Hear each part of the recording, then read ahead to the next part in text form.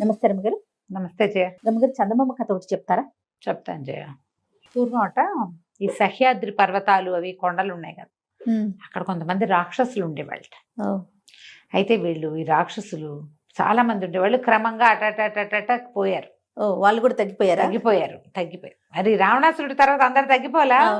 క్రమంగా ఈ మన చూడు రావణాసురుడి తర్వాత అంటే త్రేతాయుగం తర్వాత ద్వాపరయుగంలో రాక్షసుల గుంపు ఎంత చిన్న గుంపే. ఈ కంసుడి దగ్గర కొంత గుంపంతా పోయింది. తర్వాత ఇంకా హిడింబాసురుడు ఆలంబాసురుడు అలాంటి వాళ్ళు ఇద్దరు ముగ్గురు మిగిలేరు. హిడింబాసురుడి చెల్లెలే హిడింబ, ఆవిడ కొడుకే ఘటోత్కచుడు. అంతేగా కొద్ది కొద్దిగా ఉన్నారు. ఘటోత్కచుడిని మనం రాక్షసుల లెక్కలో వేసుకోవాలి. రాక్షసుడే, తల్లి రాక్షసి కదా. అంతేనా? ఆయన పూర్తిగా మనిషి లక్షణాలు లేవుగా. హిడింబ ఘటోత్కచుడికి మనకి మన మాయాబజార్ సినిమా వల్ల ఘటోత్కచుడు మన జిగిరి దోస్తగా కనపడతాడు. హీరో అయిపోయాడు. మనకి జిగిరి దోస్తే గానీ రాక్షస మాయలు అవి ఉన్నాయి అతనికి. కానీ గుడ్ క్యారెక్టర్ కదా. క్యారెక్టర్ గుడ్డు అంటే ఒక మాదిరిగా గుడ్ అని చెప్పాలి. అదేలేండి, మాయాబజార్ పాండవుల కుమారుడు కాబట్టి మనుషులతోటి ఆయన ఏమి దుర్మార్గంగా ఉన్నట్టు అట్లా పెద్దగా ఏం కనపడదు మనకి. ఆయన భార్య కూడా రాక్షసే. అవునా? మరి రాక్షస జాతులని మనుషులతో పెరగలేదు కదా ఆయన. తల్లితో పాటు ఉండిపోయాడు. రాక్షస తల్లి ఆయన ఉన్నారు. వాళ్ళ రకం తక్కువ రాక్షసులు. మన కంసుడితోటి చాలా మంది వెళ్ళిపోయారు. తర్వాత కొద్దిగా మిగిలేరు. అక్కడక్కడ జాతులు చాలా తక్కువ. మన యుగాలు వచ్చేసరికి ఇంకా తగ్గిపోయింది. వాళ్ళకి ప్రవృత్తులు కూడా కొంత మార, ఏవో కొంత భీకరాకారాలు అలాంటివి ఉండేవి. మన కథల్లో అక్కడక్కడ ఒక రాక్షసులు కనిపిస్తారు, వాళ్ళ కొద్ది మంది. ఈ రాక్షసుడు ఒకడు పైన ఉండేవాడు ఆ కొండ మీద. కింద కొండను అనుకుని చాలా పల్లెలు ఉండేవి. ఇతను ఏం చేసేవాడు, ఈ రాక్షసుడు కిందకొచ్చి ఈ ఊళ్ళలో ఉన్న వాళ్ళ దగ్గర పడి, ఇవాళ నాకు అన్నం పెట్టండి, ఇవాళ నాకు కూర వేయండి, ఇవాళ నాకు పప్పు వేయండి అని తినేవాడు. వీళ్ళవే ఏవో వస్తువులు లాక్కెళ్ళిపోయేవాడు. వాడి పెద్ద భారీ పర్సనాలిటీ, వాడి భీకరమైన బలము, వాడి వదరపోతనము, వాటితోటి జనాలు ఏం చేయలేక ఊరుకునేవాళ్ళు. ఇదే కాకుండా వాడితో ఇంకొక బెడద ఉండేది. వాడు మహాకాయుడు. కింద నుంచి ఆడపిల్లని ఎవరో మీ పిల్ల నుంచి నాకు పెళ్లి చేయండి అని ఆ పిల్లని తీసుకునేవాడు. పిల్లని తీసుకుంటే వీడు అమిత తిండికి, వాడికి కావాల్సిన సారా కాచడానికి, వాడి ఇంట్లో పనులకి చచ్చిపోయేవాళ్ళు. తొందరగా ఆడపిల్లలు చచ్చిపోయేవాళ్ళు, వాడి దగ్గర పని చేయలేక పోయేవాళ్ళు. మళ్ళీ ఊళ్ళోకి వచ్చి నాకు ఒక పిల్లని ఇవ్వండో అని వెతుకుని ఇవ్వాల్సిందేనని భయపెట్టి బెదిరించి భంగపడి ఎటగొట్ట ఒక పిల్లని లాక్కుపోయి పెళ్లి చేసుకునేవాడు. కొన్నాళ్ళు ఉండేది. తర్వాత మీ పిల్ల చచ్చిపోయింది అనేవాడు. మళ్ళీ ఇంకో పిల్ల కోసం వచ్చేవాడు. అయితే ఏమైందట, ఆ రాక్షసుడికి 24 మంది భార్యలు పోయారు. ఆయన ఖాళీగా ఉన్నాడు. ఇప్పుడు ఇంట్లో పనులు అవి చేసుకోలేకపోతున్నాడు, వంట వండుకోలేకపోతున్నాడు. ఆయనకి పొలాలు, తోటలు, దొడ్లు అవి ఇవి ఉంటాయి. కొన్ని పాలిచ్చేవి జంతువులు ఉంటాయి, మేకలు అవి. మరి మాంసాహారం కోసం వాటిని పోషించాలి, అవన్నీ తోలాలి, సర్దాలి, చెయ్యొద్దు పని. మరి ఎంత పని ఇది. రాక్షసుడికి ఆకారం ఉంది కానీ మాయలు గట్రా లేవు పాపం. సరే అందుకని ఊరి మీద పడ్డాడు. ఊరి మీద పడి కిందకు వచ్చేసరికి అలా కింద ఒక పొలంలో పనిచేస్తున్న ఒక బక రైతుని చూసి, నీకు ఎంతమంది పిల్లలు అని అడిగాడు. ఓ కూతురండి అని. అయితే మీ పిల్లని మాకిచ్చి పెళ్లి చేయి అనగానే హడిలిపోయాడు బక్క రైతు. అయ్యి బాబోయ్, మా పిల్ల ఎంత పిల్ల, వీడికిస్తే ఇంకేమైనా ఉందా, రేపు వస్తాను మీ ఇంటికి భోజనానికి అన్నాడు. ఏం చేస్తాడు, భోజనం అయితే ఏదో చచ్చి చెడి పెడతారు, పిల్లని ఇవ్వమంటే ఈయన వాళ్ళ ఏడ్చుకుంటూ ఇంటికి వెళ్ళాడు. పిల్ల ఏదో పాలు పితుకుతోంది. ఒక గొడ్డు ఉంది, పాలగొడ్డు. వాళ్ళకి పాలు తీస్తూ, ఎందుకు నాన్న ఏడుస్తున్నామంటే, ఏం చేయనే రాక్షసుడు వచ్చాడు, వాడికి నేనే కనపడ్డాను నా కర్మానికి, నిన్ను ఇచ్చి పెళ్లి చేయమంటున్నాడు, నువ్వు చచ్చిపోయినట్టే, ఏం లాభం లేదు అని ఏడిస్తే ఆ మల్లిక ఆ పిల్ల పేరు. అది మహా తెలివైంది. పెళ్ళిడు వచ్చి 4-5 సంవత్సరాలు అయింది పిల్లకి.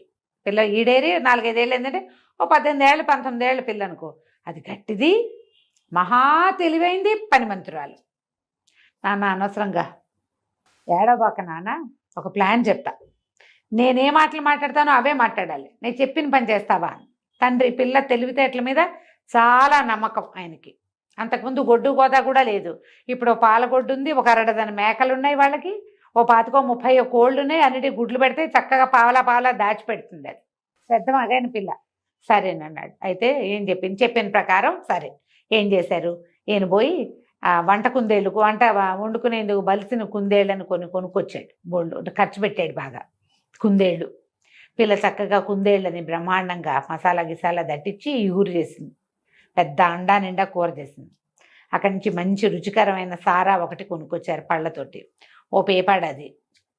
చుట్టుపక్కల అందరిళ్ళకి వెళ్ళి వాళ్ళు నేసిన బట్టలు, వాళ్ళు బట్టలు నేసేవాళ్ళు, నేసిన బట్టలన్నీ పట్టుకొచ్చి మళ్ళా రేపు సాయంత్రం ఇచ్చేస్తా, 2 రోజుల్లో ఇస్తాను అని చెప్పి వాళ్ళు నేసిన బట్టలన్నీ పట్టుకొచ్చి ఇంట్లో పెట్టింది. మర్నాడు మధ్యాహ్నం అయ్యేసరికల్లా రాక్షసుడు ధనామని సిద్ధం చేసుకుంటూ భోజనానికి వచ్చాడు.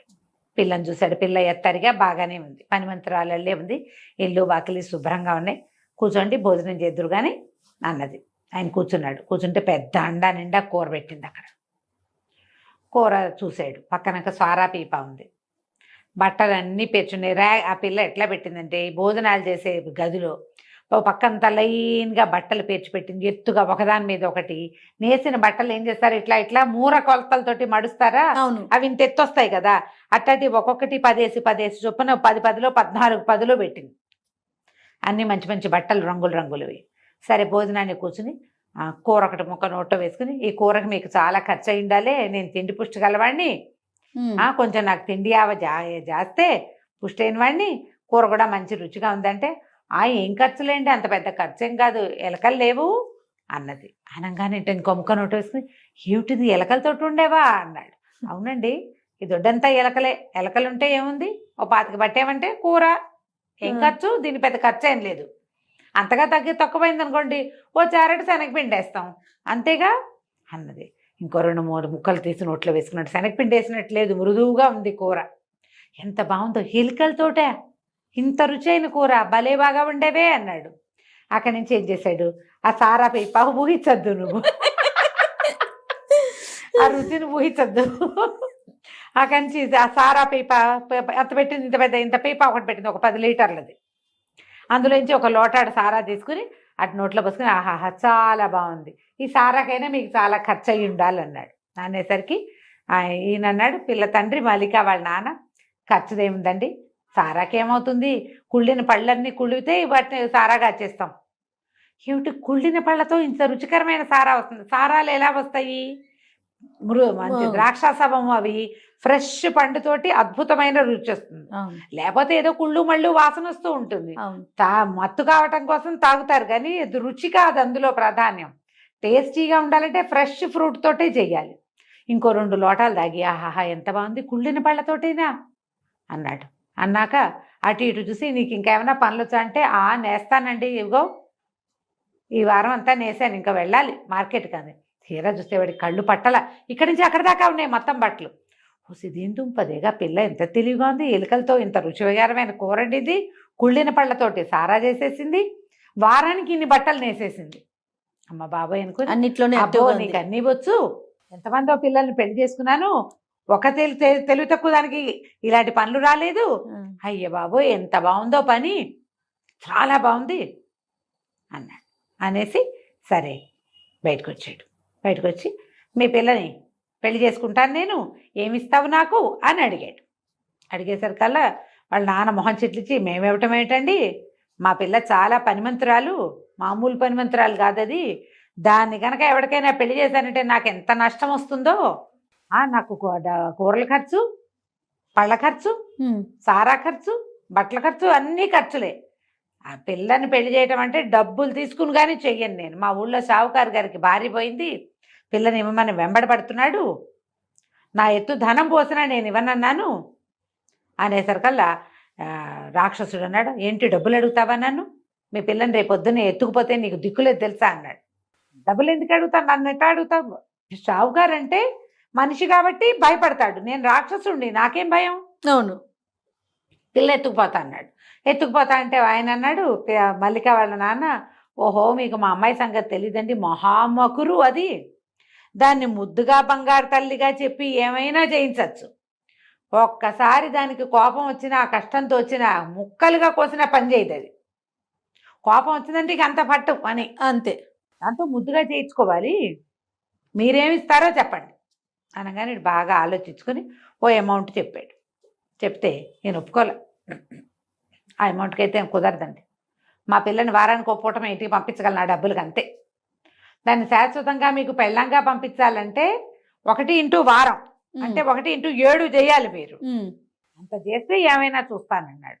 ఇక పెంచుకుంటూ పెంచుకుంటూ పెంచుకుంటూ పోయాడు. రాక్షసుడు అనుకున్నాడు, బాగుంది, ఎంతో బాగుంది, మరి ఈ పిల్లని కనుక చేసుకుంటే తిండి ఖర్చు తగ్గిపోయింది, సారా ఖర్చు తగ్గిపోయింది, పైగా ఊపర్సే ఏమంటారు సోనేపే సుహాగా లాగా బట్టలు వేసేస్తుంది, అది బంగారంగా పై ఎత్తున పరి కదా.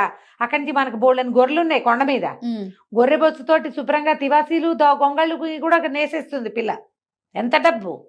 అవన్నీ ఆలోచించుకుని బోల్డ్ డబ్బులు వస్తాయని సరేనని మొత్తానికి పెద్ద అమౌంట్ చెప్పాడు.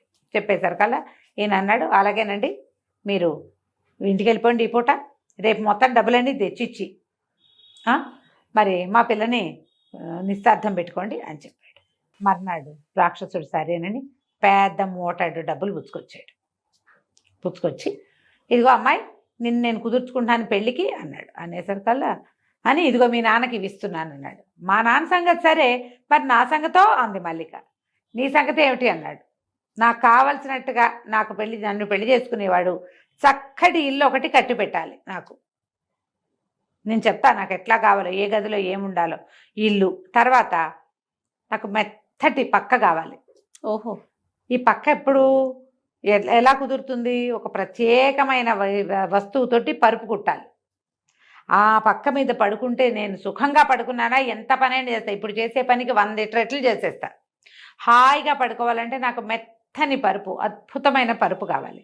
ఆ పరుపు కుట్టాలి అంటే ముసలా ఈ మన రాక్షసుడు అన్నాడు, ఏముందిలే, దీనికి ఇల్లు కట్టిస్తే ఆ ఇంట్లో మనమేగా ఉండబోయేది, అంతేగా, అలాగే నేను బ్రహ్మాండంగా కడతాను ఇల్లు అని చెప్పేసి నది ఒడ్డున చక్కటి ఇల్లు దుంగలతోటి కర్రలతోటి అవి ఇవి అన్నీ వాడే కొండ మించి మోసుకొచ్చేసి టపా ఇల్లు కట్టించేసాడు.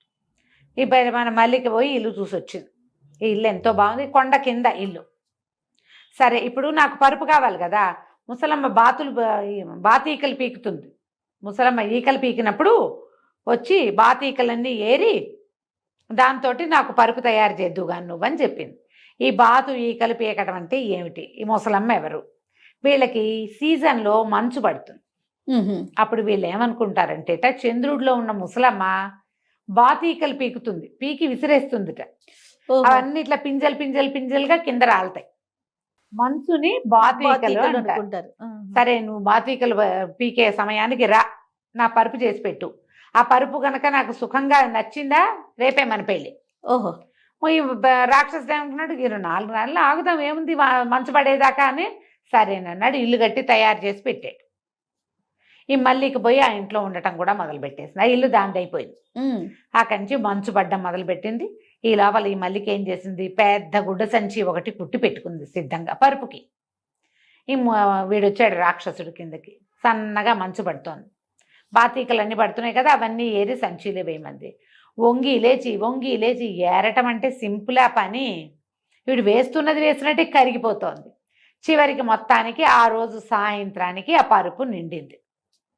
దీంటాక ఈ అమ్మాయి ఏం చేసింది, దాని అంచులు మడిచి టకటకా చేత్తో కుట్టేసి పరుపుని లోపల లాక్కుపోయి, ఆ మంచు వేసిన పరుపుని లోపల లాక్కుపోయి ఒక చోట పెట్టి దాని మీద 2-3 బొంతలు పరిచి, ఈ రాత్రికి నువ్వు ఇక్కడే పడుకో, అదెంత సుఖంగా ఉందో నువ్వు తెలుసుకుంటే రేపొద్దున మనం పెళ్లి చేసుకుందామంది. మరి పిలిచింది కదా, సరేనన్నాడు. పైగా తను కుట్టిన పరుపు, తను ఏర్పాటు చేసిన పరుపు పొద్దున్నుంచి సాయంత్రం దాకా ఆ మంచు పింజలు ఏరి వేళ్ళు కాళ్ళు కొంకర్లు వాడికి. వంగి లేచి చేయదు, ఎందుకు వంగాలి వెయ్యాలి. సరే, మంచం మీద ఆ పరుపు మీద పడుకున్నాడు. 1 గంట గడిచేసరికి వీడికి తెలిసింది పరుపు చల్లగా ఉంది. రెండోది ఏమిటో తడిగా కూడా ఉందేమో అని అనిపిస్తోంది. ఎటు తిరిగినా పరుపులోంచి వెచ్చదనరాల. బయట మంచు పడుతుంటే లోపల మంచు పరుపు మీద పడుకున్న వాడి పరిస్థితి ఎట్లా ఉంటుంది? అటు దొర్లి ఎంత దుంపదెంచుకున్నా ఆ పక్క వెచ్చబడదే. ఆ పైన బొంతలు లాక్కుని కప్పుకుంటున్నాడు. ఆ బొంతలున్నది దేని మీద? మంచు మీద. ఆ పక్క నుంచి చల్లదనం, ఈ పక్కన చల్లదనం. వాడికి పక్కటెముకలు, భుజాలు, కాళ్ళు అన్ని పిచ్చ నిప్పులు చేసేసినాయి. పైగా రాత్రంతా పగలలా వంగి లేచి ఉన్నాడా, వీపు పట్టేసింది, పక్కటెముకలు నొప్పులు, బోన్స్ అన్ని జాయింట్లన్నీ నొప్పులు వచ్చేసినాయి. తెల్లవారి లేచి నుంచుంటే అసలు వాడి వల్ల కాల. ఎటాగో ఈడ్చుకుంటూ కొండ మీదకి వెళ్ళాడు. ఈ పరుపు మీద పడుకున్న నా పరిస్థితి ఇదైతే రేపొద్దున్న అదేం పని చేస్తుంది? నేనే ఇట్టవున్నాను. ఈ మల్లికను తెచ్చుకుంటే సుఖం లేదనిపించడం మొదలుపెట్టింది. అసలు ఆ ఒళ్ళు స్వాధీన పడల. ఎవరికైనా మనసు చల్లదనం రాక్షసుల్ని కూడా లొంగదీసేస్తుంది. సరే 2 రోజులు 3 రోజులు అయ్యాక వీళ్ళకి తెలుసు వాడికి ఏం జరిగిందో. వాళ్ళ ప్లాన్ అదే కదా. ఈ మల్లిక వాళ్ళ నాన్న వెళ్ళి, ఏమండి మా పెళ్లి కూతురు సిద్ధంగా ఉంది, ఆ పరుపు ఎంతో బాగా కుట్టేట మీరు వస్తే పెళ్లి చేసుకుంటానంటోంది, మా అమ్మాయి సిద్ధంగా ఉందంటే, ఇప్పుడు నా వల్ల కాదు, తర్వాత వస్తానన్నాడు. అనేసరికల్లా సరే అని వెళ్ళిపోయాడు. మళ్ళీ 4 రోజులకు వచ్చాడు. ఏమండి వచ్చి పెళ్లి చేసుకుంటారా అన్నాడు. అనేసరికల్లా రాక్షసుడు అన్నాడు, పెళ్ళొద్దు గిల్లొద్దు, నా వల్ల కాదు, నేను చేసుకోను మీ పిల్లని పెళ్ళి, వెళ్ళిపో అన్నాడు. అనేసరికల్లా మల్లిక వాళ్ళ నాన్న అన్నాడు, అదేంటండి మీరు పెళ్లికి ఒప్పుకున్నారు, ఊళ్ళో వచ్చిన సంబంధాలన్నీ తిరగొట్టాను నేను, ఇప్పుడు మానేసుకుంటే ఏమిచ్చి మానిపిస్తారో చెప్పండి, ఏదైనా ఇస్తే మాన్నట్టు, లేకపోతే మా పిల్ల మీ ఇంటికి వచ్చేస్తుంది, చెప్పు ఏమిస్తావో చెప్పు. ఏం చేయాలో తెలియలే రాక్షసుడికి. ఇక విసుగు పెట్టి లోపలికి వెళ్ళి ఇంత డబ్బు మూట పట్టుకొచ్చి పెట్టాడు. లెక్క లేదు కొలత లేదు, పట్టుపో, మళ్ళీ నీ కిందకి రాను, నువ్వు పైకి రావద్దు, నీ పిల్ల వద్దు, నువ్వు వద్దు, నాకు శభాష్, నా వల్ల కాదు. అసలు వాడు వంగి లేవలేకపోతున్నాడు, కూర్చుంటే లేవలేడు, కాళ్ళు వేళ్ళు అన్నీ పట్టేస్తున్నాయి. 2-3 సీజన్లు గడిస్తే కానీ వాడు నార్మల్ అవ్వాల. ఈ లోపల మల్లికి చక్కగా కింద హాయిగా వాళ్ళ నాన్నకి ముందు ఇచ్చిన డబ్బు, తర్వాత ఇచ్చిన డబ్బుతోటి తండ్రికి 10 ఎకరాల పొలం కొంది, 10 పాడిగొడ్లు కొంది, 25-30 మేకలు కొన్నది. తమ ఆస్తి చూసి వచ్చిన ఒక మంచి పెళ్లి కొడుకుని పెళ్లి చేసుకుని రాక్షసుడు కట్టించిన ఇంట్లోనే హ్యాపీగా ఉండటం మొదలుపెట్టింది. ఇక రాక్షసుడు ఏనాడు దిగలా. వాడికి వృద్ధాప్యం వచ్చేసింది. నీకు కీళ్ళ నొప్పులతోటి వృద్ధాప్యం వస్తుంది.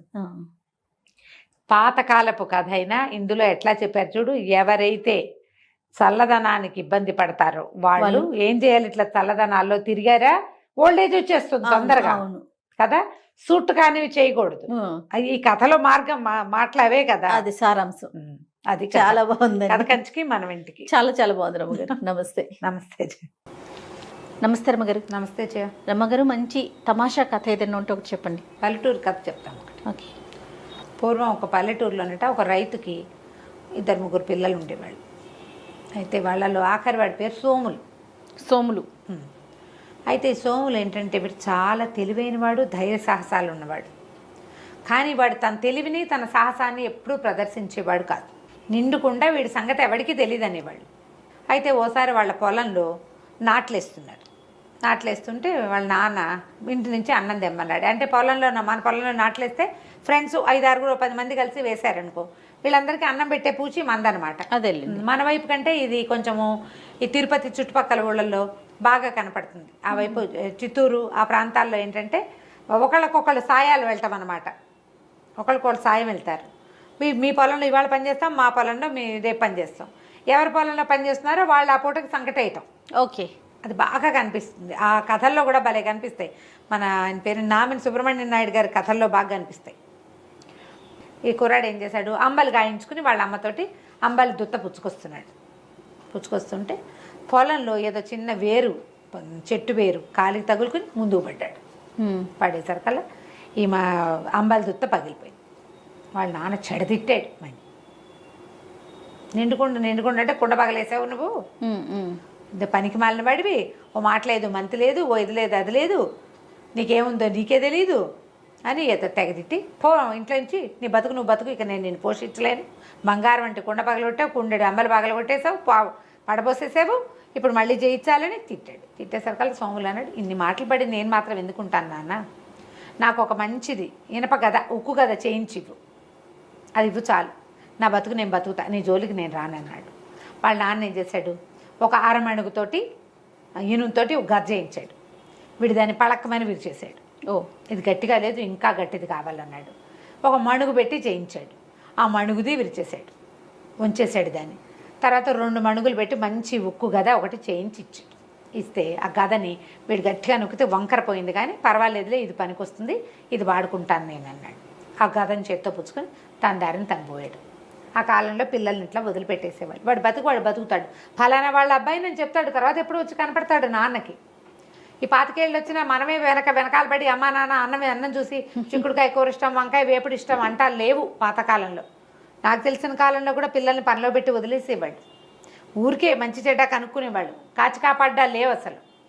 అయితే ఈ పిల్లాడు వెళ్ళిపోయాడు, సోములు వెళ్ళిపోయి ఆ ఊరు రాజుగారి దగ్గరికి పోయాడు. అయ్యా ఏదైనా పని ఇవ్వండి అంటే ఆయన ఏం పని చేస్తామన్నాడు. నాకు గొడ్లు కాయటం ఒకటే వచ్చండి, పశువులు కాస్తా, మా ఊళ్ళో ఆవుల్ని నేనే కాసేవాడిని అన్నాడు. అంటే ఆయన అన్నాడు, సరే మన దగ్గర బ్రహ్మాండమైన ఆవుల మంది ఉంది, ఏం జీతం కావాలో చెప్పు అన్నాడు. 2 పూట్ల అన్నం పెట్టి ఏడాదికి ఒక 100 రూపాయలు ఇవ్వండి అని అడిగాడు. ఆయన అన్నాడు, జీతం ఎక్కువే వచ్చి అడిగావు, అయినా సరే ఇస్తా, ఆవులు మాయం కాకుండా చూసుకోవాలి నువ్వు, ఒక ఆవు మాయమైనా కుదరదు అన్నాడు. అంటే ఆవులు మాయమయ్యే లక్షణం ఉంది వీళ్ళ దగ్గర. సరే వీడిని పెట్టుకున్నాడు. వీడేం చేశాడు, తన ముక్కు కదా భుజాన్ని వేసుకుని పొద్దున్నే శుభ్రంగా ఇక్కడ వీళ్ళు పెట్టిన సద్దన తిని ఆవుల మందని తోలుకుపోయాడు. తోలుకుని మైదానం పైకి తీసుకెళ్తే కొడ్లది బాగున్నాయి రాజుగారి దగ్గర, మంచి మైదానం అంతా పచ్చిగా, రాజుగారి ఆవులు కాబట్టి ఎవరు అడ్డం పడేది లేదు. మధ్యాహ్నం అయ్యేసరికి భోంతరాళాలు దదరిల్లేలాగా ఒక పెద్ద రాక్షసుడు ఒకడు వచ్చాడు. అయ్యో, ఇవి వచ్చి ఎవడు రావాడు అని అరిచేశారు. కళ్ళు కంగారు పడి వీడు ఏమన్నాడు, ఎందుకన్నా అట్లా గరుస్తున్నావు, చెవులు పగిలిపోయేలాగున్నాయి, నీకేం కావాలి చెప్పు అన్నాడు. నాకు ఏదైనా కావాలన్నాడు. ఎందుకు, ఒక మంచి ఆవు ఏదైనా కావాలా, తీసుకుంటావా ఆవుని, తీసుకుపో, అరుపెందుకు దానికి అంటే సరేనన్నాడు. సరేనని ఏం చేశాడు, ఈ మొత్తం ఉన్న ఆవుల్లో ఒక బ్రహ్మాండంగా బాగా కండపట్టి ఉన్న ఆవును ఒకదాన్ని పట్టుకుని అడవి తీగలు తెచ్చి దాన్ని తిరగేసి కింద పడేసేసి కాళ్ళు కట్టేశాడు. ఓకే, రాక్షసుడు కట్టేసి, అరే కుర్రాడు ఇట్రారా, దీన్ని ఎత్తి నా భుజం మీద పెట్టన్నాడు. అనేసరికల్లా కుర్రాడు అన్నాడు, అట్టేట ఎత్తుతానన్నా, అట్లా ఎత్తలేను, నువ్వు ఓ పంచి ఈ 2 కాళ్ళకి మధ్యలో తలదూర్చు, తాళ్ళేసి కట్టేసావు కదా, తలదూర్చు, నేను మోపు చేసి పైకి లేవదీస్తా అన్నాడు. అనేసరికల్లా వీడేం చేశాడు, కాళ్ళకి 2టికి తాళ్ళు కట్టి వాటి మధ్యలో ఒక కర్ర పెట్టాడు.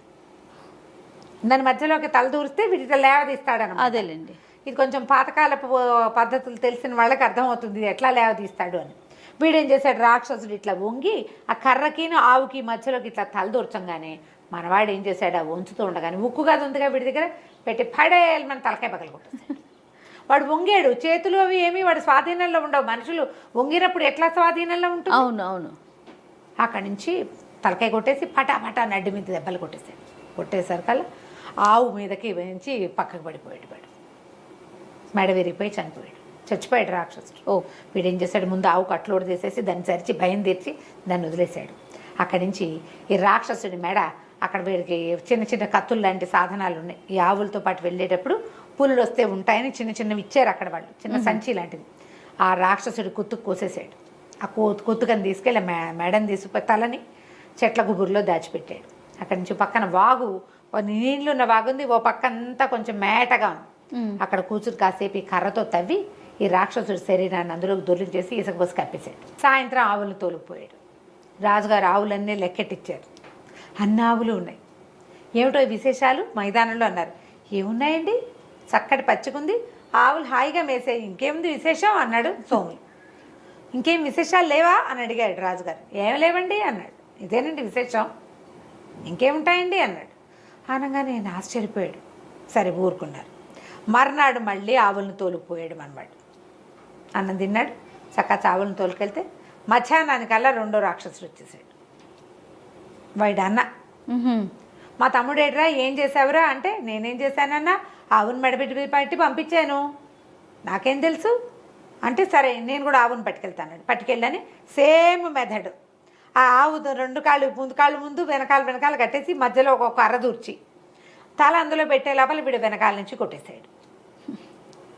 ఈ రాక్షసుడు తలకాయ కూడా దాచేశాడు, బాడీ తీసుకెళ్ళి బాగులో దోసేశాడు.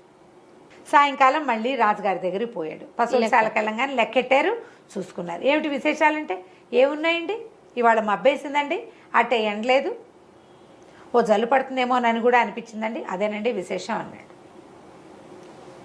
రాజుకి వింతగానే ఉంది, ఏదో జరుగుతోంది, ఏంటో తెలీదు. వాడేం చెప్పడు, వాడు ఎవరికీ చెప్పడేమి, అన్నం తింటాడంతే, కులాసాగా ఏ పిన్నలు వాయించుకుంటూ తిరుగుతాడు అటు ఇటు.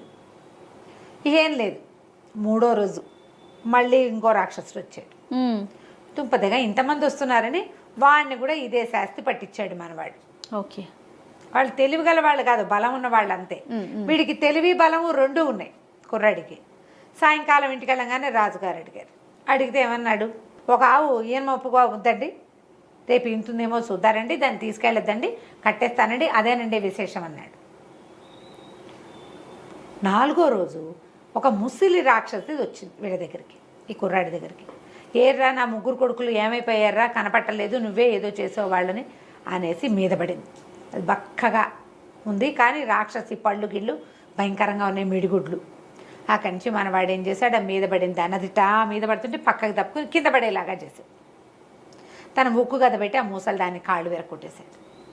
అది లబో దిబోమని ఏడ్చింది. ఒరే నాయన కాళ్ళు విరిగి నేనేం చేస్తాను రా, ఇక్కడ పడుంటా మైదానంలో డేగలు గ్రాబందులు పీక్కుతుంటే చంపేయరా, నన్ను చంపేయరా అంటే నేను చంపేను, అసలు మీరు ఏం చేస్తున్నారు ఇంతకాలంగా, ముగ్గురు వచ్చారు, నువ్వు నాలుగో దానివి అంటే అదేమంది, ఒరే మేము ఆవులను పట్టుకెళ్ళిపోయి తినేస్తాను రా, మా దగ్గర బోల్డ్ అంత డబ్బు ఉంది, రోజుకు ఒక ఆవు కావాలి మా నలుగురికి, మైదానంలోకి ఏ గొడ్డు వస్తే ఆ గొడ్ల నుంచి ఒక మందల నుంచి ఒక దాన్ని పట్టుకెళ్ళిపోతాము, రాజుగారు ఎంతమందినో మార్చాడు కానీ మేము గొడ్లను పడి, వీళ్ళు కాకపోతే ఇంకోళ్ళు వస్తారు, మా గుంపులోంచి తీసుకెళ్ళడం సులువు, ఒక్క ఆవు అయితే దాని వెనకాల పడాలి, అవును, పైగా అది వచ్చేస్తుంది అని చెప్పింది. చెప్పేసరికల్లా సరే ఏమంది, కాళ్ళు వేరు కొట్టేసావు, నన్ను చంపేయి అంటే ఊరికే ఎందుకు చంపుతాను నేను అన్నాడు.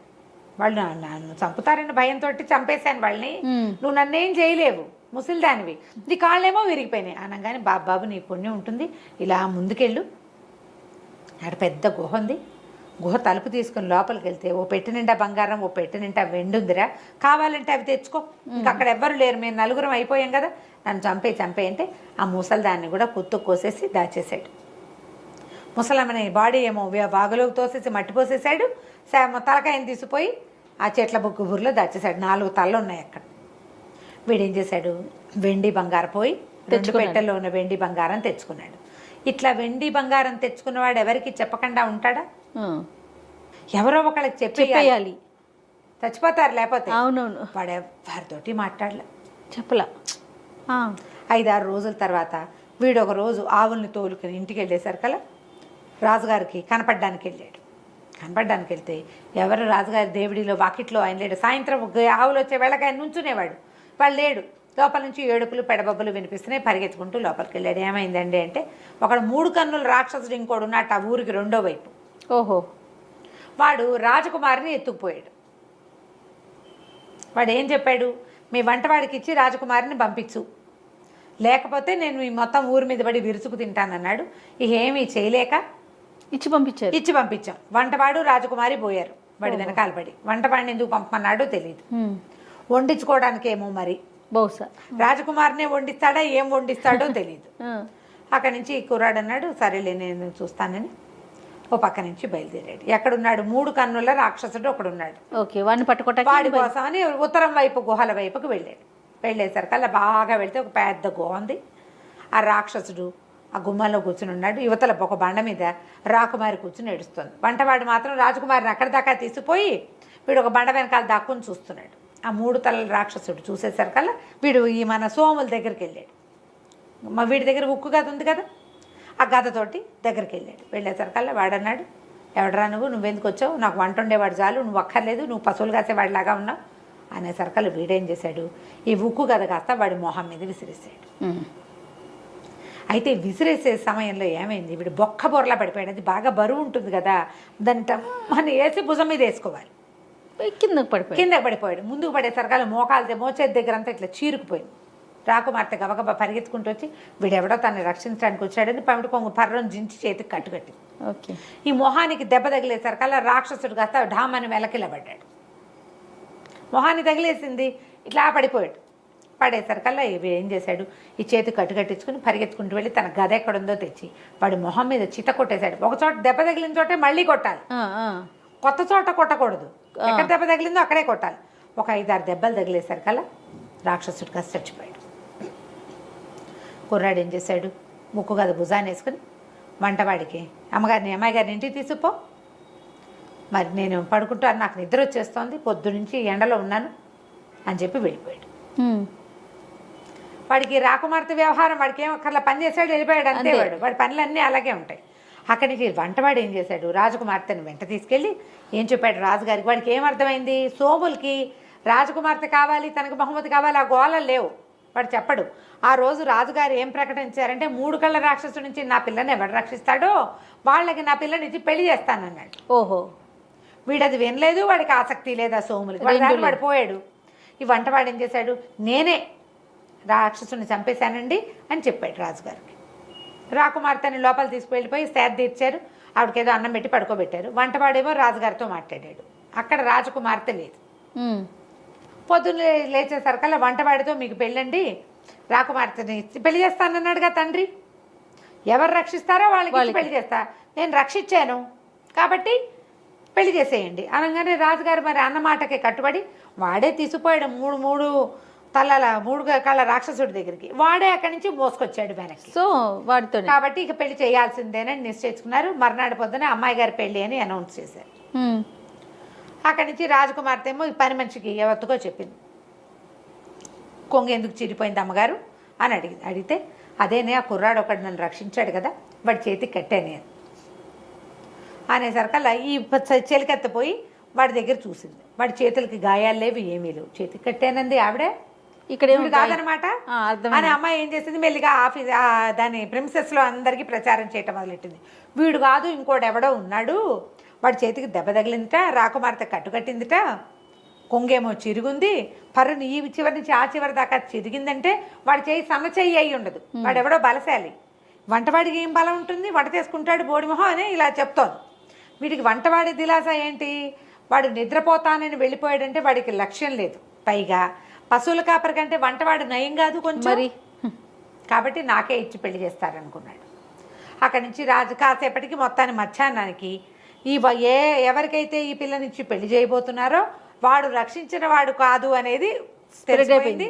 ఒక చెలికత్తి వచ్చి వీడు కాదట కదండి, కానీ వాడితోటే మీ పెళ్లి చేస్తున్నారండి అని చెప్పింది. రాకుమార్తె హుటాహుటని పరిగెత్తింది తండ్రి దగ్గరికి. నాన్న వీడు కాదు, మా అబ్బాయికి దెబ్బ తగిలింది, వాడెవడో నాకు తెలియదు, వాడు ఎత్తుగా ఉన్నాడు, బలంగా ఉన్నాడు, దెబ్బ తగిలింది, మోచేకిందంతా ఇదంతా దొక్కుపోయింది, నేను నా చీర కొంగు కట్టాను, వాడెవడో కనుక్కో, వాడికిచ్చి నన్ను పిలిచి వాడు నన్ను రక్షించింది, నేను చూస్తుండగానే గద పెట్టి కొట్టాడు వాడిని. ఓకే, వీడు ఊరికే నన్ను తీసుకొచ్చాడు నాన్న, తెచ్చిన వాడికి ఇచ్చి పెళ్లి చేస్తానని కాదు కదా నువ్వు చెప్పింది. వాడేమంటాడు, వాడు నేనే తీసుకొచ్చా కదా అంటాడు, తీసుకొచ్చిన వాడు కాదు, రాక్షసుడిని ఎవడు చంపాడో వాడికి ఇచ్చి కాపాడినవాడు అనేసరికల్లా అప్పుడు అసలు ఎవరు ఈ దారిన వెళ్ళారు అని వాడిని ఎంత అడిగినా వంటవాడు చెప్పలేదు, నేనేనంటాడు. రాకుమార్తె కాదంటుంది. అక్కడి నుంచి ఎవరు వచ్చారు ఎవరు వెళ్ళారు అసలు ఈ దారి వెంబడి వెళ్ళిన వాళ్ళు ఎవరు అని ఎంక్వైరీ చేసేసరికల్లా ఒక 5-6 చెప్పారు. పశువులు కాచే సోములు ఇటు వెళ్ళాడు, వాడి భుజం మీద ఒక ఉక్కు గద ఉంది, ఈ పిల్ల చెప్పింది గద ఉంది వాడి దగ్గర అని. అక్కడి నుంచి ఈయన కబురు చేసి ఆ సోములు వచ్చాడు. సోములు రాగానే ఈ పిల్ల ఈ అబ్బాయి నన్ను రక్షించిందని చెప్పేసింది రాకుమార్తె. ఆయన రాజుగారు అడిగాడు, ఏమిట్రా నాయన నువ్వే చేసావంటే అవునండి అని. మరి చెప్పలేదు ఏమిట్రా, ఏముందంటే అందులో చెప్పడానికి, అందులో పెద్ద మ్యాటర్ ఏముంది, అమ్మాయి గారిని తీసుకుపోయాడు, పిల్లని పెళ్లి చేసుకుంటాడో చంపేసి వంట చేయించుకుంటాడో తెలీదు, మన దగ్గర గద ఉంది, ఓడగొట్టాను పడ్డాడు చచ్చిపోయాడు, పెళ్ళి ఇంటికి చేరేదిగా, ఇంకా మీకు చెప్పేందుకేముంది ఇందులో ఊరని అనేసరికి ఇదేమిట్రా, మరి ఇంతకుముందు కూడా ఏమైనా ఇలాంటివి జరిగాయంటే జరగకేమండి, బోర్డు జరిగాయి, 3 రాక్షసుల్ని వాళ్ళ అమ్మని చంపారు, అక్కడ పెట్టాను కావాలంటే చూసుకోండి అన్నాడు. అక్కడి నుంచి నాకు వెండి బంగారం 2 పెట్టెలు ఏంటంటే ఆ రాజ్యానికి సరిపడా సంపద అది, ఓహో మా ఇంట్లో ఉన్నాయండి అన్నాడు. మరి నువ్వు ఎందుకురా పశు వృత్తి చేస్తుంటే, నా పని అదే కదండి, నాకు అదే వచ్చు, అందుకని నేను అదే చేస్తున్నాను. రాజుగారు ఆశ్చర్యపడి, నిండుకుండంటే ఇదే ఇట్లాగా, వాడికి డబ్బులు వచ్చినా వాడు తన పని మానలా అంతే, ఎవ్వరికీ చెప్పాల, తనంత సాహస కార్యం చేసినా చెప్పలేదు, కనీసం రాజుగారికి వీడిని నేను చంపా ఇదిగో మీ పిల్ల అని కూడా అప్పచెప్పల. అమ్మాయి సేఫ్గా వెళ్ళింది, నాకు అంతే చాలు అన్నాడు. రాజుగారు చాలా సంతోషించి ఆ సోముల్ని తన అల్లుడిని చేసుకున్నాడు. సోములు వాళ్ళ నాన్న ఆశ్చర్యపోయాడు, అప్రయోజకుడు అనుకుంటే వీడు ఇంత ప్రయోజకుడు అయ్యాడు అని. తర్వాత ఆ రాజ్యానికి రాజు అయ్యాడు. కథ కంచికి మనం ఇంటికి. సూపర్ అండి. నమస్తే రమ్మగారు. నమస్తే రమ్మగారు. నమస్తే. మంచి స్టోరీ చెప్పండి అండి. చందమామ కథ చెప్దామా? పూర్వం ఒక కోయ పల్లెలో, ఒక చిన్న పల్లెటూరులో ఒక కోయవాడు ఒక ఆయన ఉండేవాడు. పెళ్ళయింది, 2 పిల్లలు పుట్టాక భార్య చనిపోతే ఆయనకి చుట్టుపక్కల వాళ్ళంతా ఏమంటారు, చంటి పిల్లలు ఉన్నప్పుడు ఆడది లేకుండా ఎట్లా చేస్తావు, నువ్వు వేటకెళ్తావు, నువ్వు ఊళ్ళోకి వెళ్తావు, అడవిలోకి వెళ్తే పిల్లల సంరక్షణకు ఆడది ఉండద్దు, ఇంటికైనా ఆడది ఇంటికి ఇల్లాలు ఉండాలని పెళ్ళిళ్ళు చేసేవాళ్ళు. రెండో పెళ్లి చేస్తే అదొక రాకాసి, ఆవిడికి సవితి పిల్లలంటే గిట్టేది కాదు. ఈ పెద్ద పిల్లలిద్దరు, ఒకడు సింగన్న, పిల్ల పేరు దుర్గాలు. సింగన్న తెలివైన వాడు, కొంచెం తప్పించుకోవటాలు అవి చాతొచ్చిన వాడు. ఆ దుర్గాలు తెగ ఏడ్చేది చిన్నపిల్ల తల్లి సవితల్లి పెట్టే బాధలకి. అన్నిటికీ కసిరి కొట్టేది, వేళ్ళకి పెట్టేది కాదు, సగమే పెట్టేది. ఏదైనా తింటే ఎంతసేపు తింటావనేది, పని చేయించేది బాగా. చిన్నపిల్లతో అన్ని పనులు చేయించేది. దాని చేతులు పుళ్ళు పడిపోయి కాళ్ళకి దెబ్బలు తగిలి ఏడ్చుకుంటూ ఉండేది. పాపం సింగన్నకు బాధగానే ఉండేది. అయితే ఈ చెల్లెని తప్పించగలిగినంతసేపు తప్పించేవాడు, ఇది లేకపోతే లేదు. ఈ సవితల్లికి ఏమనిపించిందంటే, వీళ్ళని ఇట్లా ఏడిపించుకు తింటాం ఎందుకు, వీళ్ళని పీడ విరగడి చేసేసుకుందాం అని చెప్పి ఓ తెలిసిన చుట్టాల అబ్బాయిని ఒకరిని పిలిచి, ఒరే వీళ్ళని అడవిలోకి తీసుకెళ్ళాలిరా అని చెప్పి. పిల్లాడికి ఏం చెప్పింది, మనకి మందులేవో కావాలి, మందులు నూరుకోవాలి, ఆ మందులకి కావాల్సిన మొక్కలు అడవిలో ఉంటాయి, పనివాడు వస్తాడు, నువ్వు వాడితో వెళ్ళు అని చెప్పింది. నువ్వు ఒకటే ఏం పోతావు, చెల్లిని కూడా తోడు తీసుకెళ్ళు అని చెప్పి చెల్లెల్ని కూడా పంపించింది. వాడు పిల్లాడు ఇదేదో ఎత్తేస్తుంది అనుకుని వాడు ఆడుకునే కాయ ఇవి ఉంటాయి రాళ్ళు, గులకరాళ్ళు, ఆటలాడుకునేవి. ఓ అన్ని గులకరాళ్ళని జేబులు పోసుకున్నాడు. వెళ్ళే దారిలో ఒకటి ఒకటి ఒకటి ఒకటి వేసుకుంటూ వెళ్ళాడు. ఆ పనివాడు ఏం చేశాడు, అడవిలో ఒక చెట్టు కింద తీసుకెళ్ళి, మీరు ఇక్కడే కూర్చోండి, నేను మళ్ళీ వస్తా, అక్కడెక్కడికో వెళ్ళి ఆ మొక్కలు ఏవో పీక్కొస్తానని ఇంకో దారి గుండా వెళ్ళిపోయాడు. వెళ్ళిన దారినే మళ్ళాడు అనుకో, పిల్లాడికి అర్థం అవుతుంది. కొంచెం పెద్దవాడు కదా, ఓ 10-11 ఏళ్ళ వాడు, 10-11 12 ఉన్నాయి. పిల్లకు ఒక 7 ఏళ్ల పిల్ల, 6-7 ఏళ్ళు ఉంటాయి. ఆ నుంచి ఈ పిల్లాడు ఏం చేశాడు, కొంచెం చీకటి మసలేసరికి ఓహో వీడు వదిలిపెట్టి వెళ్ళిపోయాడని ఈ రాళ్ళు వేసాడు కాదు, ఈ ఒక్కొక్క రాయిని వెతుక్కుంటూ రాత్రికి వెన్నెల్లో కొంచెం మెరుస్తున్నాయి వేసిన రాళ్ళు. తను వేసిన వాటిని వాడు గుర్తుపడతాడు కదా, రోజు ఆడుకునే గులకరాళ్ళు. ఆ దారి వెంబడే నడుచుకుంటూ ఇంటికి వెళ్ళిపోయాడు. చీకటి పడలేక ఇంటికి వచ్చిన పిల్లల్ని చూసి రుసరుసలాడిపోయింది సవితల్లి. ఏదో తిట్టింది. ఒక 4 రోజులు గడిపాక మళ్ళీ ఇంకొకరిని కేకేసింది. అయితే ఈసారి ఏం చేసింది, సమయం ఇవ్వాల. పిల్లాడికి ముందు రోజే చెప్పింది అనుకో, వాడు ఏదో ఒక ఏర్పాటు చేసుకుంటాడు వెనక్కి వచ్చేయటానికి. అప్పటికప్పుడు నువ్వు వెళ్ళమని పంపిస్తే వీడేం చేశాడు, వాళ్ళ అమ్మ ఆవిడేం చేసింది, పిల్లడికి రొట్టెలు ఒత్తి, మాడిపోయిన రొట్టెలు అంత బెల్లము ఇచ్చింది. వీడేం చేశాడు, ఆ రొట్టెలు చిన్న చిన్న ముక్కలు చేసి వెళ్ళే దారిలో వేసుకుంటూ వెళ్ళాడు. కానీ అక్కడికి వెళ్ళాక ఆ రెండో పనివాడి పిల్లల్ని అక్కడ వదిలిపెట్టి ఎటో పోయాడు. ఇక రాల. వీడు రొట్టెలు వెతుక్కుంటూ వెనక్కి వద్దాం అనుకున్నాడు. కానీ అడవిలో ఈ రోడ్ల మీద పురుగులు, చీమలు అవి ఇవి ఉండవు, తినేసినాయి. రొట్టెలు కాస్త ముక్కలన్నీ పిండి అయిపోయి ఎవరిది వేడి దారిని పట్టిన అవి పోయినాయి. దారి కనపడలా. ఇకేం చేస్తాడు, వెతుక్కుంటూ ఈ చెల్లెల్ని వెంటేసుకుని ఏవో 2 కాయలు ఏవో కనపడితే ఆ 2 కాయలు, బెల్లం ముక్క ఒకటి ఉంది, బెల్లం ముక్క పెట్టి చెల్లెలకి తినిపించాడు. వాడు నడవడం మొదలుపెట్టాడు. వెళ్ళగా కొంచెం వెన్నెల రాత్రులు వాడికి ఒక పెద్ద దేవాలయం ఒకటి కనపడింది. దేవాలయం నిండా సజీవ శిల్పాల్లాగా ఉన్న బొమ్మలు ఉన్నాయి. ఏమిటో సరే ఏమన్నాడు, చెల్లెల్ని కొంచెం గట్టెక్కించి నుంచోబెట్టి దాని మీదగా ఏవో చెట్లు కనపడుతున్నాయి, పైకెక్కితే వెలుతురు బాగా కనపడుతుంది, ఇంటికి దారి కూడా కనపడుతుంది, నువ్వు ఇక్కడే నుంచో అని ఆ గోపురం మీదకి ఎక్కాడు. ఎక్కేసరికి అలా అన్ని బొమ్మలు, మనుషుల బొమ్మలు ఉన్నట్టే ఉన్నాయి. అవి ఎక్కి ఓ పక్క నుంచి ఓ చెట్టు ఏదో ఇట్లా వాలి ఉంది ఆ గోపురం మీదకి. దానికి నిండా కాయలు కనపడుతున్నాయి. పిల్లాడు ఏం చేశాడు, ఆశకి ఆకలిస్తుంది, మధ్యాహ్నం ఎప్పుడో తిన్న అన్నం పాపం, ఆ రొట్టెలు తినలేదు. ఇంత బెల్లం ముక్క నోటేసుకుని అంత బెల్లం చెల్లెలకే పెట్టేశాడు. కాయ ఒకటి పట్టుకు లాగబోయాడు. కాయ కోసేసరికి గంటలు గణ మోగిపోయినాయి ఆ దేవాలయంలోకి. కాయ కోయగానే మోగేసరికల్లా ఆ దేవాలయం లోపల నుంచి ఒక గూడల్లి ఉంది. ఒక ఆవిడ బయటకు వచ్చి, ముస్సిలి మామ, అయ్యో ఎవర్రా పిల్లలు, ఏమిట్రా, ఎక్కడి నుంచి వచ్చారా అని కేకేసుకుంటూ వచ్చింది. కింద నుంచున్న 6-7 ఏళ్ల చిన్నపిల్ల, పైన ఎక్కిన కొంచెం పుష్టిగా ఉన్న పిల్లవాడు కనపడేసరికల్లా కేకేసింది. రండ్రా మా నాయనే అడవిలో తిరుగుతున్నారా, దారి తప్పిపోయారా, రండి అని లోపల తీసుకుపోయింది. చక్కగా సుష్టుగా అన్నం పెట్టింది. పప్పు కూర అన్నీ వేసుకుని శుభ్రంగా తిన్నారు. తెల్లవారు లేచి మా ఇంటికి వెళ్ళిపోతామవ్వా అని చెప్పాడు. అలాగేరా, అంతకంటేనా అంది. కానీ తెల్లారి లేవల సింగన్న. తెల్లవారేసరికల్లా ఒక గూడు లాంటి దాంట్లో ఎలా ఉందంటే, అది ఒక జైలల్లే ఉంది, గుహల్లే ఉండి జైలల్లే ఉంది. మంచానికి వేసి తాళ్ళకేసి కట్టేసి ఉన్నాడు వాడు. ఏ మంచం మీద పడుకున్నాడో ఆ మంచం మీద తాళ్లతో కట్టేశాడు. అయ్యో, తను జైల్లో ఉన్నట్టు అర్థమైంది వాడికి. తల తిప్పి చూస్తే కనపడుతోంది. ఏం చేస్తాడు, మంచం మీద పడి ఉన్నాడు. చెల్లి లేదని బాగా ఇదైపోయాడమ్మో, చెల్లి ఏమైపోయింది అని. అది మాత్రం అటు ఇటు తిరుగుతోంది. దాన్ని కట్టేలా దీనికి ఇంతలా తాళం వేశారు ఈ జైలుకి. అక్కడి నుంచి ఆ పిల్లతోటి ఆ పని ఈ పని అన్ని పనులు చేయించేది ఆ ముసలిది. చెల్లెలు అన్నయ్య లేకుండా బయటికి పారిపోయి అదేం చేస్తుంది? అదే అంత ధైర్యం లేదు, పైగా పిరికి పిల్ల, అన్నిటికీ ఏడుస్తుంది అది. అన్నయ్య ఇక్కడే ఉన్నాడు కాబట్టి అక్కడక్కడే తిరుగుతోంది, దానికో ముద్ద పెట్టేది. అక్కడి నుంచి వీడికి మాత్రం తిండికి లోటు లేదు. ఒక పూట ఏం చేసింది, మర్నాడు ఆ మంచం నుంచి గోడదీసి చేతులు కట్టేసి ఆ గోడ కానించి కూర్చోబెట్టింది. వాడు అక్కడక్కడే తిరగచ్చు కానీ జైలు నుంచి బయటికి రాకూడదు. రోజు మంచిగా వంట చక్కగా చేసి వీడికి తినిపిస్తుంటే సరే బాగానే చెల్లెలే పట్టుకొచ్చేది. ఏం చేసావు పని, ఇవాళ నువ్వేం తిన్నావు, నువ్వు ఎక్కడికి వెళ్ళావు అంటే అది చెప్పేది. ఆ పని చేసా, ఈ పని చేసా, అక్కడ తిరిగా, ఇక్కడ తిరిగా, అవి తిన్నా అని అన్నయ్యకి అన్నం పెట్టేది తీసుకొచ్చి. రోజు చెల్లెలే మోసుకొచ్చేది. 3 రోజులకు ఒకసారి ముసలిది వచ్చి, ఏదిరా అబ్బాయి నీ చేతివేళ్ళు నాకు అందించు అని అడిగేది. అది కొంచెం చీకటిగా అనిపించేది.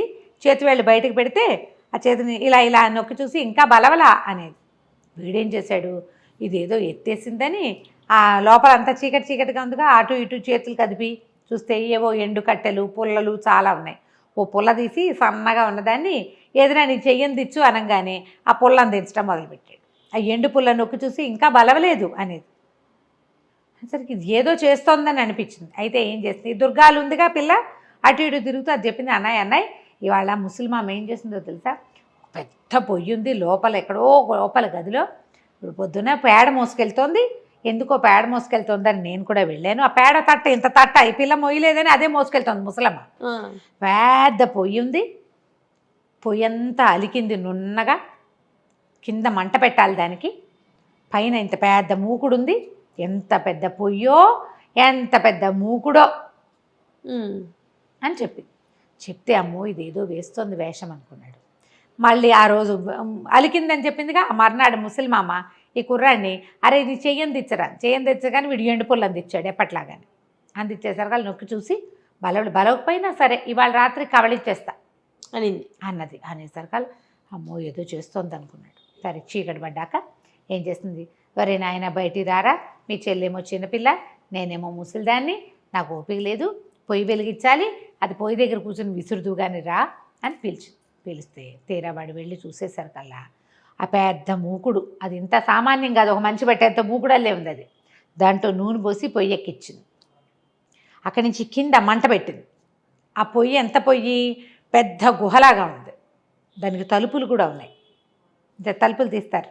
ఈ మన చైనా వాళ్ళ కథల్లో కనపడుతుంటాయి, ఈ మన చైనా వాళ్ళ వీడియోల్లో అడుగుని మంట పెట్టి నిప్పంతా తీసేసాక కేకులు బిస్కెట్లు అవన్నీ లోపల పెట్టి అవెన్ లాగా ఉంటుంది అన్నమాట, వేడిగా ఉంటుంది, తలుపులు వేసేస్తారు. అట్లా తలుపులు ఉన్నాయి దానికి. దీన్ని విసురుదు అనేసరికల్లా వీడన్నాడు, ఆ విసరటం మాకేం తెలుసు, మేము కోయవాళ్ళం కదా, అసలు పొయ్యే తెలియదు మాకు, ఇదేమిటో విచిత్రంగా ఉంది, పొయ్యి విసురు అని నువ్వే అంటున్నావు, విసరటం ఎలాగో కూర్చుని చూపించు, నాకు తెలియదు అన్నాడు. చేత్తో విసరాలి రా. సరే ఎక్కడ విసరాలి, చెయ్యాలి కదా, అదేదో నువ్వు చేసి చూపించు నేను చూస్తానన్నాడు. అనగానే ముసలిది ఏం చేస్తుంది, ఓరిని 12 ఏళ్ల కుంకవి నీకు అది కూడా రాదుట్రా అని చక్కగా ఆ పెద్ద పొయ్యి ఎదురుగుండా చిన్న పీట ఉంటే పీట మీద పొందిగ్గా ఇట్లా గొంతు కూర్చుని విసిని కనిపెట్టి ఇట్ట విసురుతూ ఇట్టాగే రాను. ఈ పిల్లాడు ఏం చేశాడు, పక్కన నుంచి చూస్తున్నాడు కదా, ఈ ముసలమ్మ నా పీట మీద నుంచి ఒక్క తోపు తోసాడు ఆ పొయ్యిలో పడేటట్టుగా. అది ఎంతుంది, గంగాళం అంతా నోరు తెరుచుకుని ఉంది ఆ పొయ్యి. ఈ ముసలిదేళ్ళ పొయ్యిలో పడంగానే వీడు దాన్ని ఒక కర్రపేట పెట్టి లోపలికి తోసేసి తలుపులు వేసేసాడు. లోపలికి వెళ్ళిపోగానే గంటలు గణ గణ గణ గణ గణ గణ మోగటం మొదలుపెట్టినాయి. అంతకుముందు గంటలు ఎప్పుడు మోగినాయి, వీడు మామిడికాయ కోసినప్పుడు, పండు కోసినప్పుడు. అక్కడి నుంచి ఆ గోపురం మీద ఉన్న విగ్రహాలన్నీ మనుషులైపోయినాయి. అందరూ మనుషులే. అందరూ బిలబిల్లాడుతూ పరిగెత్తుకొచ్చారు. ఏదో అయ్యింది ముసల్దానికి, అందుకే మేము ఇలా మామూలుగా అయిపోయామని వెతుకుతూ లోపలికి వచ్చేది. వీడేం చేశాడు, ఈ లోపల ముసల్దాన్ని తోసేశాక ఈ చెల్లెలు చేయిపుచ్చుకుని, ఇది ఎక్కడుంది, మామూలుగా వీళ్ళు రోజు తిరుగుతున్న చోట్లేదు, ఎక్కడో లోపలుంది. వీడు గుళ్ళోకి రావటమే వాడికి తెలుసు. ఆ గోపురం లోపలికి అదో గుహలా ఉంది, అది పరిగెత్తుకుంటూ బయటకు వచ్చాడు. వీడు బయటకు వచ్చేసరికి గోపురం మించి మనుషులంతా దిగేశారు కిందకి. భలే భలే భలే పని చేసావు, ఏం చేసావు ముసల్దాన్ని అని అడిగారు. ఏం చేసావంటే నేను పొయ్యిలో దోసేసానంటే పద పొయ్యి ఎట్లా ఉందో చూద్దామన్నారు. అక్కడ ఏమైందో, పొయ్యిలో ఏమైందో చూడాలిగా. ఈ గుంపంతా వచ్చారు మనుషులు, పిల్లలు కాదు మనుషులే వాళ్ళంతా. వాళ్ళు ఈ పిల్లాడు పిల్ల మళ్ళీ లోపలికి వెళ్తే ఆ పొయ్యి కాస్త ఒక విచిత్రమైన పెట్టెలాగా మారిపోయి ఉంది. పెట్టెల్లే కనపడుతోంది. దాని మీద రాసుంది, మాయదారి ముసలిదాన్ని మట్టు పెట్టిన మహానుభావులారా, నా మీదకి ఎక్కండి, ఈ గద్దె మీద ఎక్కి కూర్చోండి, మీకు ఎక్కడికి కావాలంటే అక్కడికి తీసుకెళ్తా, ఏం కావాలంటే అది ఇస్తా. అనగానే చుట్టూతా చేరిన వాళ్ళ చప్పట్లు కొట్టారు, మీరే మీరే మహానుభావులు, మా ఎవరి వల్ల కాలేదు, ఎక్కండి ఎక్కండి ఎక్కి కూర్చోండి అని ఈ పిల్లాడిని ఎత్తి దాని మీద కూర్చోబెట్టి ఆ దుర్గాల్ని కూడా ఎత్తి దాని మీద కూర్చోబెట్టారు. మా ఇంటికి వెళ్ళాలి అనగానే ఆ పెట్టె బొక్క వదుటనే లేచేసి ఇంటికి తీసుకెళ్ళి రైమని వాళ్ళ ఇంటికి తీసుకెళ్ళిపోయింది. ఒక పల్లకిలాగా అయిపోయింది అనమాట. అది మోసుకుంటూ వాళ్ళ ఇంటికి తీసుకుపోయింది. ఎప్పుడైతే ఈ పిల్లలు ఆకాశంలో నుంచి దిగేసరికి ఏవో మాయలు మంత్రాలు జరిగిపోతున్నాయి. అప్పటికి వీళ్ళు వెళ్ళిపోయి 10-15 రోజులు అయిపోయింది కదా. చుట్టుపక్కల వాళ్ళంతా తిట్టిపోస్తున్నారు, పిల్లల్ని పొట్టన పెట్టుకున్నామని. మొగుడు కూడా తిడుతున్నాడు. పిల్లలు చూడగానే సవితల్లి లేచకపోయింది, పరిగెత్తుకుంటూ పారిపోయింది అక్కడి నుంచి. తండ్రి పిల్లలిద్దరిని కావలించుకున్నాడు, చచ్చిపోయారు అనుకున్నాను రా నాయన, ఎలా తిరిగి వచ్చారంటే జరిగిందంతా చెప్పారు. ఆ పెట్టె ఏది అడిగితే అది ఇస్తుంది. వాళ్ళకి ఏముంటాయి సింపుల్ కోరికలు, ఏదో మాంసం కూర అన్నం అవే కావాలి. పల్లెటూరి వాళ్ళు కదా, వాళ్ళకి కావాల్సింది కోరుకుని ఆ ఊరికి కావాల్సినవి చేసుకుంటూ పిల్లలిద్దరూ తండ్రితోటి హాయిగా ఉన్నారు. కథ కంచికి మనం ఇంటికి. చాలా బాగుందండి. నమస్తే అమ్మగారు. చిన్న కథ కదా. నమస్తే.